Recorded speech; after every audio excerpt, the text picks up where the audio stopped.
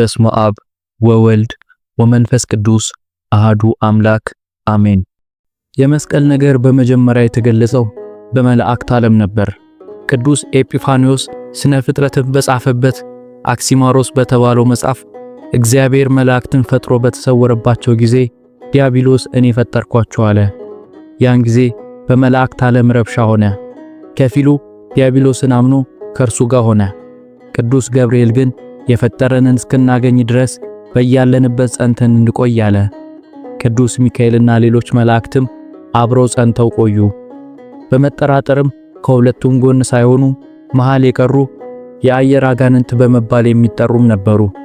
ከዚያም በመላእክትና በዲያብሎስ መካከል ጦርነት ተጀመረ። በተዋጉ ጊዜ ዲያብሎስ የእግዚአብሔርን መላእክት 2 ጊዜ አሸነፋቸው። ሆኖም መላእክት አምላካቸውን ፍቃድ ነውን ብለው ጠየቁት።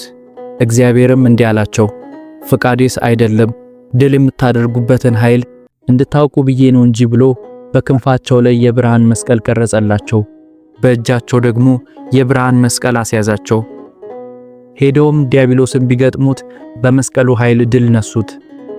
በዚህም መሰረት በዮሐንስ ራእይ ምዕራፍ 12 ቁጥር 6 እና በዳዊት መዝሙር ምዕራፍ 59 ቁጥር 4 ላይ እንደተገለጸው መላእክት ሳጥናኤልን ድል ያደረጉት በመስቀሉ ኃይል ነው። በዘመነ አበው መስቀል የመባረኪያ ምልክት እንደነበር በዘፍጥረት ምዕራፍ 48 ቁጥር 11 ላይ እንደተጻፈው ያዕቆብ በሚሞትበት ጊዜ የዮሴፍን ልጆች በእምነት ባረካቸው። እጆቹን በኤፍሬምና በምናሴ ላይ ምልክት አድርጎ ጭኖ ባረካቸው። ይህም የመስቀል ምልክት ተደርጎ ይወሰዳል። ዛሬም በኢትዮጵያ ኦርቶዶክስ ተዋሕዶ ቤተክርስቲያን ካህኑ ቀድሶ በሚወጣበት ጊዜ በእጆቹ ይባርካል። ይህም የሚያሳየው ቤተክርስቲያኗ መሰረቷ ከላይ በዓለመ መላእክት ከታች ደግሞ በዘመነ አበው ያየነው መስቀል መሆኑን ነው። የሙሴ በትር ባህርን ከፍሏል፣ ጠላትንም አስጥሟል፣ መና አውርዷል፣ ደመናንም ጋርዷል፣ ውሃን ከዓለት ላይ አፍልቋል፣ በግብፃውያን ላይ ድንቅ ተአምራትን አድርጓል። ሙሴም ምሳሌው የሆነለት ክርስቶስ የተሰቀለበት መስቀል ባህረ እሳትን ከፍሏል። ማየገቦን ደመገቦን ለመጠጣችንና ለጥምቀታችን አስገኝቷል። ኃይሉን በዲያብሎስና በአጋንንት ላይ አሳይቷል። ነፍሳትን ከሲኦል ባርነት ከዲያብሎስ ቁራኝነት ነፃ አውጥቷል። መስቀል በሐዲስ ኪዳን መድኃኒታችን ኢየሱስ ክርስቶስ ለአዳም በገባለት ቃል ኪዳን መሰረት ከሰማየ ሰማያት ወርዶ ከቅድስት ድንግል ማርያም ከሥጋዋ ሥጋ ከነፍሷ ነፍስ ነስቶ ሰው ሆነ። በአጭር ቁመት በጠባብ ደረት ተወስኖ በመስቀል ተሰቅሎ ድነትን ለሰው ልጆች ሰጥቷል። በመስቀሉ ተጣልተው የነበሩ 7ቱ መስተጻርራን ሰውና እግዚአብሔር፣ መላእክትና ሰው፣ ነፍስና ሥጋ፣ ሕዝብና አሕዛብ ታርቋል። መስቀል በሐዲስ ኪዳን የመዳን ምልክት መሆኑ የተረጋገጠለት በክርስቶስ ደም የተቀደሰ የጠብ ግድግዳን ያፈረሰ ቅድስናና ክብር ያለው የአበው ተስፋ የተፈጸመበት ሰው ከውድቀቱ የተነሳበት ነው። ቅዱስ ዳዊት በመዝሙር ምዕራፍ 73 ቁጥር 12 ላይ እግዚአብሔር ግን ከዓለም አስቀድሞ ንጉሥ ነው፣ በምድር መካከልም መድኃኒት አደረገ እንዳለው፣ እንዲሁም በዮሐንስ ራእይ ምዕራፍ 19 ቁጥር 17 ላይ መድኃኒት መስቀል መድኃኒት ክርስቶስን ተሸክሞ ታየ እንዳለው። የመስቀሉ ታሪክ ሲነሳ ሁሌም አንድ የሚነሳ ታሪክ አለ። ጌታችን የተሰቀለበት መስቀል ሙት እያስነሳ ድዌ እየፈወሰ አጋንንትን እያወጣ የተለያዩ ገቢረ ተአምራትን ሲሰራ አይሁዳውያን አይተው ሕዝባቸው ክርስቲያን እንዳይሆን በመፍራት በ34 ዓመተ ምህረት ከኢየሩሳሌም ወጣ ብሎ ወደሚገኘው ቦታ ቆፍረው ቀበሩት። ከዚያም የከተማውን ቆሻሻ ሁሉ ከዚያ መስቀሉ በተቀበረበት ቦታ ላይ እየደፉ ከዘመን ብዛት የተነሳ ቦታው በቆሻሻ ክምር ተራራ ሆነ።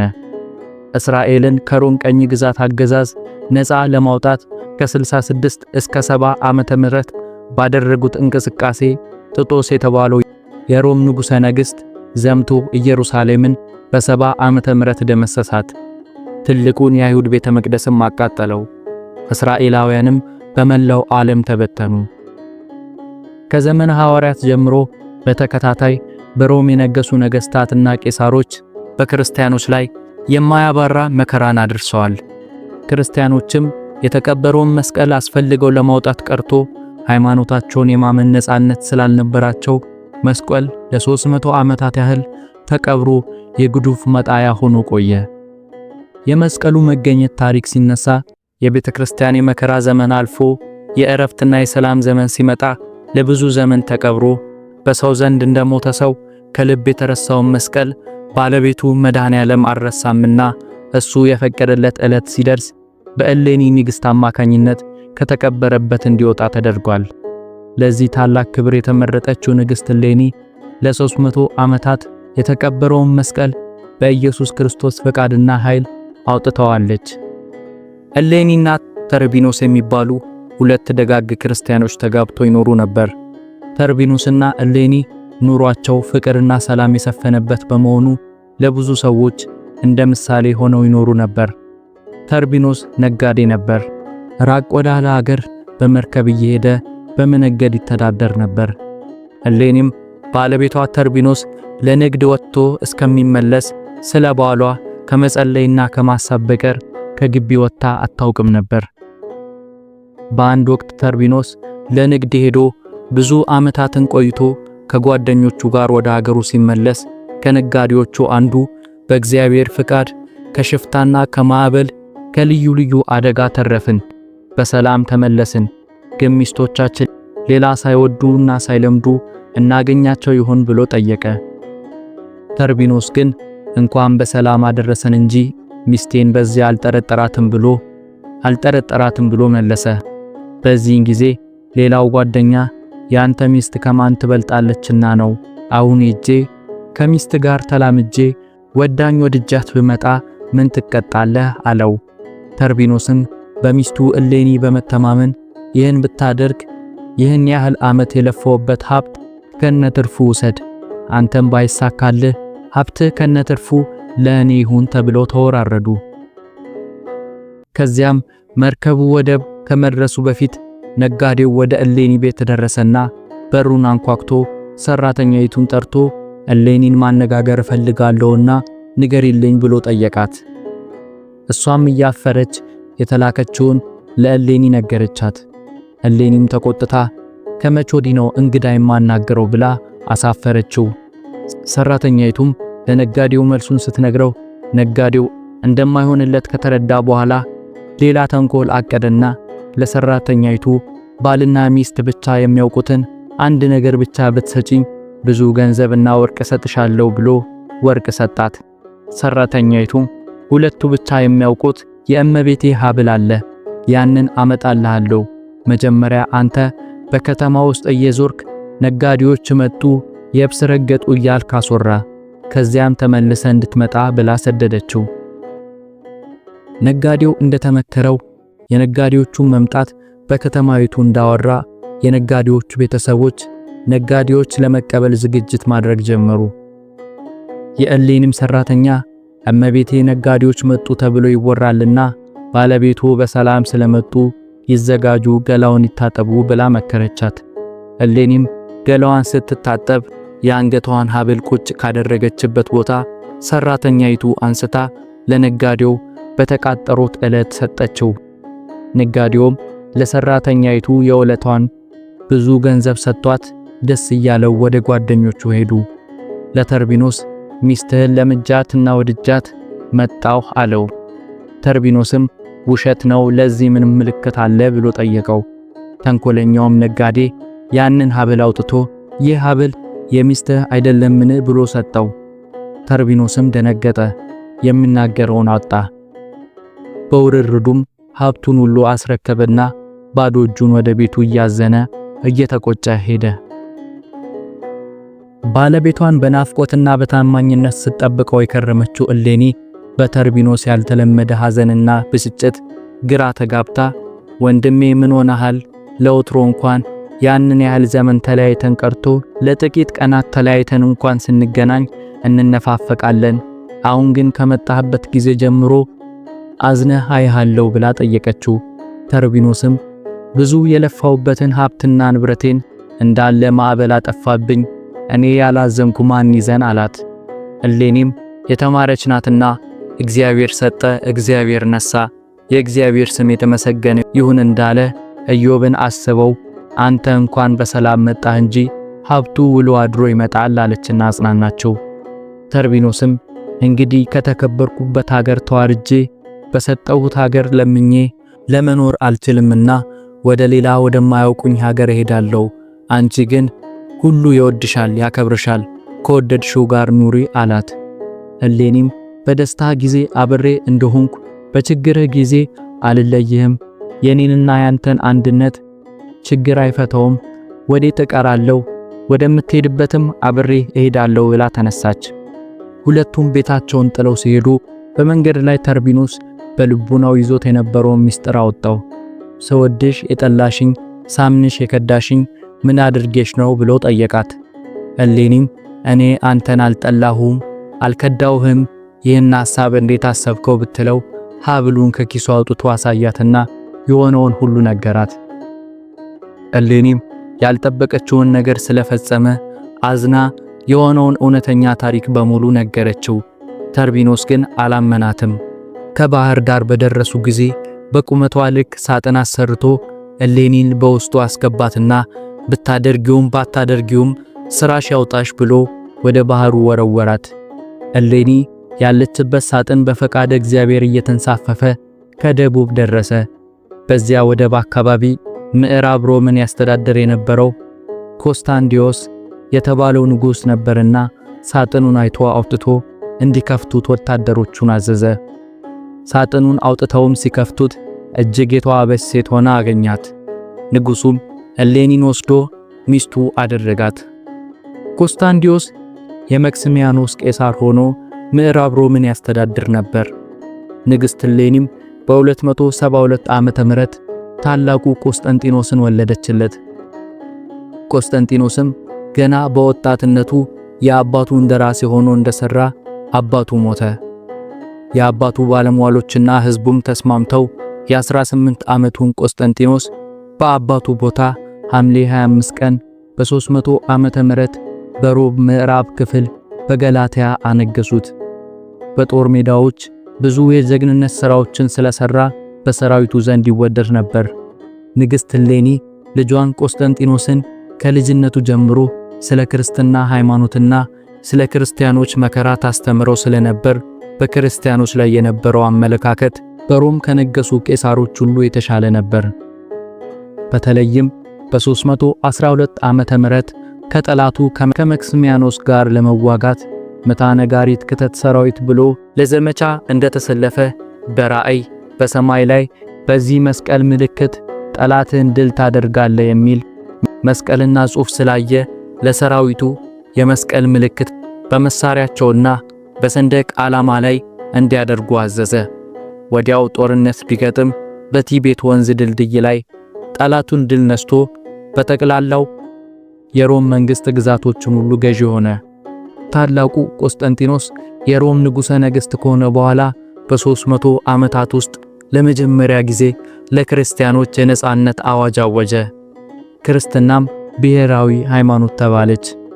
እሌኒ ልጇ ቆስጠንጢኖስ ክርስቲያን ከሆነላት ወደ ኢየሩሳሌም ሄዳ መስቀሉን ለመፈለግ እንዲሁም በኢየሩሳሌም ያሉ ቅዱሳን መካናትንና አብያተ ክርስቲያናትን ለማነጽ ለእግዚአብሔር ተሳለች። ከዚህ በኋላ ቆስጠንጢኖስ አምኖ በ337 ዓመተ ምህረት ተጠመቀ። ንግሥት እሌኒም በተፈጠረላት አመቺ ሁኔታ በመጠቀም የጌታችን መስቀል ከተቀበረበት ለማውጣት ወደ ኢየሩሳሌም ሄደች። ከእርሷም ጋር ብዙ ሰራዊት ነበር። እንደደረሰችም ስለ ክብረ መስቀል መረመረች፣ ጠየቀችም። ቦታውንም የሚያስረዳት አላገኘችም።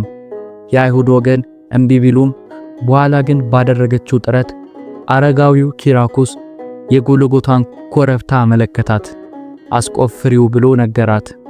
ኪራኮስም ዘመኑ ከመርዘሙ ጋር ተያይዞ እውነተኛው ተራራ ይህ ነው ብሎ ማሳየት ባለመቻሉ ከሶስቱ ተራሮች አንዱ ነው ስላላት አይሁድ ተራሮቹን ይቆፍሩ ዘንድ አዘዘቻቸው።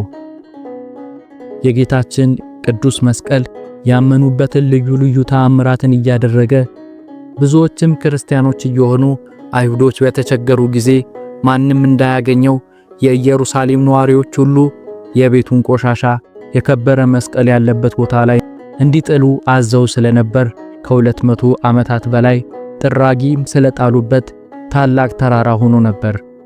እሌኒ ተራሮቹን ለማስቆፈር ከ3 ተራሮች የቱ እንደሆነ ለመለየት ደመራ አስደምራ ብዙ ዕጣንን በመጨመርና በማቃጠል ምልክትን አገኘች። እርሱም የዕጣኑ ጢስ ወደ ሰማይ በመውጣትና በቀጥታ ተመልሶ መስቀሉ ባለበት ተራራ ላይ በማረፍና በመስገድ መስቀሉ ያለበትን ትክክለኛውን ስፍራ አመለከታት። ቅዱስ ያሬድም ጢሱ ሰገደ ብሎ ይህን አጋጣሚ ገልጾታል። ከዚያም መስከረም 16 ቀን ቁፋሮ እንዲጀመር አዘዘች። 7 ወር ያህል ከተቆፈረ በኋላ መጋቢት 10 ቀን 3 መስቀሎች በአንድነት ተገኙ። የክብር ባለቤት ጌታችን የተሰቀለበት የትኛው እንደሆነ ለማወቅ ተቸገሩ። አንድም የሞተ ሰው አምጥተው በሁለቱ መስቀሎች ላይ በተራ ቢያስቀምጡ አልተነሳም። ለመጨረሻ ጊዜ በአንዱ መስቀል ላይ ቢያስቀምጡት ያን ጊዜ የሞተው ሰው ተነሳ። በዚህም የጌታን መስቀል ለይተው አገኙት። እሌኒም የጌታ መስቀል እንደሆነ አወቀች፣ ሰገደችለትም። ክርስቲያኖችም ሁሉ ሰገዱለት። በየሀገሩ ያሉ ክርስቲያኖች ሁሉ የመስቀሉን መገኘት በሰሙ ጊዜ መብራት አብርተው ደስታቸውን በመግለጥ በዓለም እንዲታወቅ አደረጉ። በዚህም ምክንያት ይህንን ታላቅ የድህነት ምልክት የሆነውን መስቀል የኢትዮጵያ ቤተክርስቲያን ደመራ በመደመር በታላቅ መንፈሳዊ ሥርዓት ታከብሯለች። ንግሥት እሌኒ በዕጣን ጢስ ምልክት ቁፋሮ አስጀምራ መጋቢት 10 ቀን አግኝታ በማውጣት ታላቅ ቤተ መቅደስ ጎልጎታ ላይ በመስራት በክብር አስቀመጠችው። ይህ መስቀልም ከዚህ ዕለት ጀምሮ እንደ ፀሐይ እያበራ ድውይ እየፈወሰ አጋንንትን እያባረረ ልዩ ልዩ ተአምራትን እየሰራ ሞት እያስነሳ ዕውር እያበራ ተአምራቱን ቀጠለ። በአንድ ወቅት ከኃያላን ነገሥታት መካከል የፋርስ ንጉሥ መስቀሉን ማርኮ ፋርስ ወስዶ አስቀመጠው። ሕርቃል የተባሉ ንጉሥም ከፋርስ ነገሥታት ጋር ተዋግቶ መስቀሉን አስመለሰው። በዚህ ጊዜ የኢየሩሳሌም ምዕመናን የድሉን ዜና ሰምቶ ስለነበር የአንድ ቀን ያህል መንገድ ሄደው በመቀበል ካህናቱ በዝማሬና በቸብቸቦ፣ ወንዱ በሆታ ሴቶችም በእልልታ ችቦ አብርተው ተቀብለውታል። የኢትዮጵያ ኦርቶዶክስ ተዋሕዶ ቤተክርስቲያንም ለመስቀሉ ችቦ እያበሩ በዓሉን በሆታና በእልልታ ይህንን ታሪካዊ ትውፊት ተከትለውታል። ብዙ የቤተክርስቲያን አባቶች እንደሚሉት ንጉሥ ሕርቃል ይህንን ታላቅ ድል ለማግኘትና የጌታን ቅዱስ መስቀል ከፋርሶች እጅ ለማስመለስ የቻለው በዚያን ጊዜ አብያተ ክርስቲያናት ሁሉ ለአንድ ሳምንት ሱባኤ በመግባት በጾምና በጸሎት ነው። ይህንንም ለማስታወስና ጌታን ለማመስገን የኢትዮጵያ ኦርቶዶክስ ተዋሕዶ ቤተክርስቲያን፣ የግብጽ ኮፕቲክ ቤተክርስቲያን በየዓመቱ የአብይ ጾም ከመጀመሩ አስቀድሞ ጾመ ሕርቃል ብለው አንድ ሳምንት ይጾማሉ። የጌታ መስቀል ለብዙ ጊዜያት ኢየሩሳሌም ከቆየ በኋላ ነገሥታት መስቀሉን ለመውሰድ ጦርነቶችን ፈጠሩ።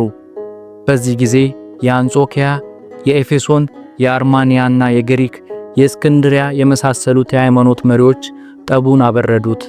ከዚያም በኢየሩሳሌም የሚገኘውን የክርስቶስን መስቀል ለአራት ከፍለው በስምምነት ተካፍለው ከሌሎች ታሪካዊ ንዋያተ ቅድሳት ጋር በየሀገራቸው ወስደው በክብር አስቀመጡት። የቀኝ ክንፉ የደረሰው ለአፍሪካ ስለነበር ከታሪካዊ ንዋያተ ቅድሳት ጋር በግብጽ የሚገኘው የእስክንድሪያ ፓትርያርክ ተረክቦ ወስዶ በክብር አስቀመጠው። ይህ ግማደ መስቀልም ለብዙ ዘመን በእስክንድሪያ ሲኖር በግብጽ ያሉ አሕዛብ እየበዙ ኃይላቸው እየጠነከረ ሄደ። በእስክንድሪያ የሚኖሩ ክርስቲያኖች ላይም ስቃይንና መከራን ያጸኑባቸው ጀመር ለውታል። መስከረም 16 በኢትዮጵያ ታላቅ ብርሃን ሌሊትና ቀን 3 ቀን ሙሉ ሲበራ ሰነበተ። ግማደ መስቀሉ ወደ መካከለኛው ኢትዮጵያ ሳይደርስ በድንገት አጼ ዳዊት ስናር ላይ አረፉ። ግማደ መስቀሉም የግድ በጊዜው በስናር መቆየት አስፈለገው። ከዚህ በኋላ የሟቹ የዳግማዊ ዳዊት ልጅ አጼ ዘርዓ ያዕቆብ እንደነገሰ ወደ ስናር ሄዶ ግማደ መስቀሉን ከሌሎች ንዋያተ ቅድሳት ጋር አምጥተው በመናገሻ ከተማቸው በደብረ ብርሃን ላይ ቤተ መቅደስ ሰርተው ለማስቀመጥ ሲደክሙ በሕልማቸው ወዳጄ ዘርዓ ያዕቆብ ሆይ መስቀሌን በመስቀለኛው ቦታ አስቀምጥልኝ የሚል ሕልም አዩ። ንጉሡም መስቀለኛ ቦታ እየፈለጉ በኢትዮጵያ አውራጃዎች ሁሉ በመፈለግ ከብዙ ቦታ አስቀመጡት። በሸዋ በደሬ ማርያም፣ በመናገሻ ማርያም እና በወጨጫ መስቀሉን አሳርፈውት ነበር። ነገር ግን የመጨረሻውን ቦታ ባለማግኘታቸው በራእይ እየደጋገመ መስቀሌን በመስቀለኛው ስፍራ አስቀምጥልኝ እያለ ይነግራቸው ነበር። አፄ ዘርዓ ያዕቆብም ለ7 ቀን ሱባኤ ገቡ። ከዚያ እንደወጡ መስቀለኛውን ቦታ የሚመራ የብርሃን አምድ ከፊታቸው መጥቶ ቆመ። በዚያ መሪነት ወደ ወሎ ክፍለ ሀገር አምባሰል አውራጃ ውስጥ ግሸን ከምትባል አምባ መርቶ አደረሳቸው። በእውነት ይህች ግሸን የተባለችው አምባ ጥበበኛ ሰው እንደቀረጻት የተዋበች መስቀለኛ ቦታ ሆና ስላገኛት የልባቸው ስለደረሰ ደስ አላቸው። በዚያም አምባ ታላቅ ቤተ መቅደስን ሰርተው መስቀሉንና ሌሎች ንዋያተ ቅድሳትን በየማዕረጋቸው የክብር ቦታ መድበው አስቀመጧቸው። ዘመኑም በ14ኛው መቶ ክፍለ ዘመን ነበር። ከእስክንድርያ ሀገር ከመስቀሉ ጋር በልዩ ልዩ ሳጥን ተቆልፈው የመጡትን ጌታ በዕለተ ዓርብ ለብሶት የነበረው ቀይ መስቀል፣ ከሮም የመጣው ከለሜዳ፣ ሐሙስ የጠጣበት ጽዋ፣ ዮሐንስ የሳለው ፑራተ እርሱ ስዕል እንዲሁም የተለያዩ የቅዱሳን አጽም፣ ከግብጽ ታላላቅ ገዳማት የተቆነጠረ አፈር፣ የዮርዳኖስ ውሃ ይገኝበታል። የኢትዮጵያ ኦርቶዶክስ ተዋሕዶ ቤተክርስቲያን መስቀልን ከሐዋርያት በተማረችው መሰረት የወርና የዓመት በዓል ሰርታ መስከረም 17 ቀን ደመራ ደምራ ጸሎትና ምስጋና ታቀርባለች። ቅዱስ መስቀል ከተቀበረበት መሬት በንግሥት እሌኒ አማካኝነት መገኘቱን ቤተክርስቲያን ስታስብ አሁን በዚህ ዘመን በብዙ ሰዎች ልቡና የተቀበረውን መስቀል እንዲገልጥላቸው ትጸልያለች። በመስቀል የሚገኘው በረከት እየተቀበለች በመስቀል የሚመሰለውን መከራ ሁሉ ትታገሳለች። መስቀል በካህናት በምዕመናንና በምዕመናት ልቡና ተስሏል። ሥራ ሲጀመርና ምግብ ሲቀርብ በመስቀል አምሳያ ይማተባል። መስቀል ከሁሉም ነገር መጀመሪያና መጨረሻ ነው። እኔን መከተል የሚወድ ቢኖር ራሱን ይካድ መስቀሉንም ተሸክሞ ይከተለኝ እንዳለ ቤተክርስቲያናችንም ዕለት ዕለት መስቀሉን ትሸከማለች። የቅዱስ መስቀሉ ፈውስና ረድኤት በረከት ይደርብን። አሜን። ወስብሐት ለእግዚአብሔር።